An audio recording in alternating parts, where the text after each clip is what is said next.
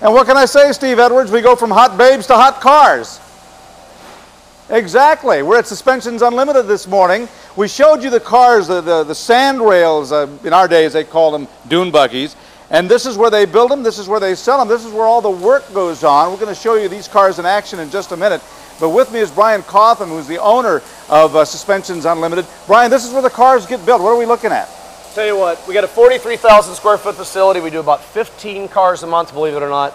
And I'll kind of give you the genesis to fruition. Over to your far right, you have where the raw materials come in. Brought in, put to a table. Comes the shape of a car. Over to your left, you'll see where the aluminum happens. It really starts taking on a body at this point, okay?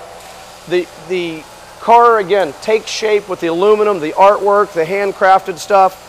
Down below, you see us working on some of our race vehicles. And we're seeing the cars in action right now.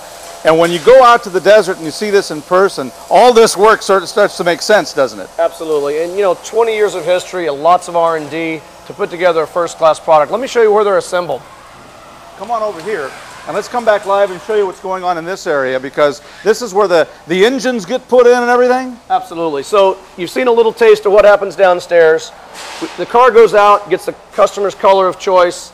Now this is the assembly process. The hubs, the shocks, the motors, the trans.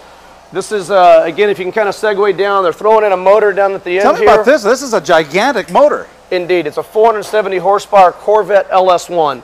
Hot stuff. We got Mike, we've got Joe, we've got Brian working hard to put together. Here. They're part of the empire, Steve. And I'm going to tell you something. Brian's going to give me a ride in one of these in our next shot coming up at 9 o'clock. Just make sure that I stay in the car, okay? He'll never be the same. And by the way, he's ours now. Jillian, I punched the clock. we got something for you later.